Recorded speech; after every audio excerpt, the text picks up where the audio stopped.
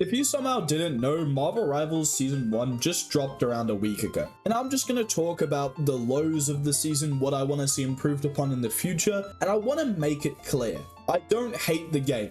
I actually really like the game. But if we don't criticize it on its lows, then they're gonna think everything's alright. And by they, I mean the developers. So we're gonna get into the first thing which I'd like to criticize NetEase on, which is the patch notes. Overall, they aren't bad, but there's a few characters that I feel like were either overbuffed or they were nerfed and they didn't really need it. Okay, I'm just gonna say it.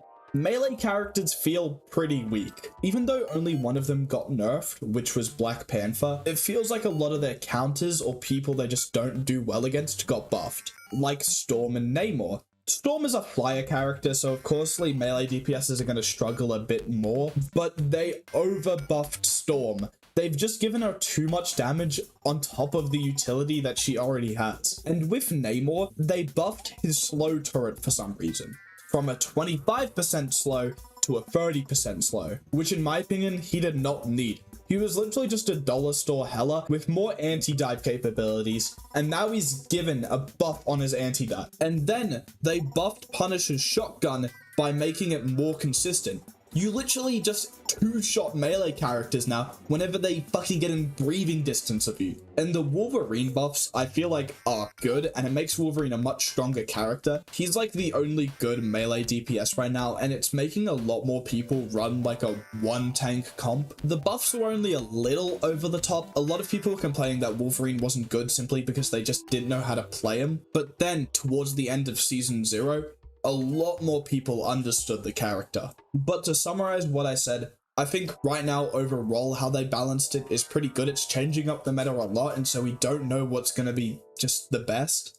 But it also feels like that they've kind of forgotten the melee characters exist. I would also like to specify that my peak is GM1 last season, and right now I'm Diamond 3, so I haven't had bans in my games just yet, so my opinion could very well change later on. Now, also something I'd like to talk about is how easy it is to rank up. This was a problem in Season 0, and I hope they're improving upon it this Season 1, but practically, to get to Grandmaster, you only needed around a 40% win rate, simply because you'd gain like plus 30 to 40 for a win, and you'd lose only like 18 for a loss. And you see, around when I was in Diamond, I thought of a challenge. Why don't I do like melee only until I hit Grandmaster? That would be awesome. You know, I'd stream it as well. And then I hit like GM2, I thought, I'm gonna do it. I played mainly support and tank on my main, so this would just be an entirely different experience for me. I was thinking of doing a video on it, and after around 5 streams, I hit GM,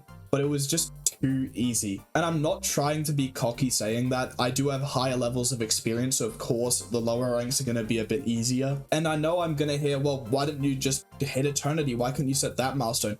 By the time I did the challenge and finished it, there was only like 2 days left in the season, and I knew I wasn't going to be able to hit Eternity. And when I did hit Grandmaster, it genuinely became miserable doing the melee only thing. And it's not a NetEase problem, it's more of a high level problem.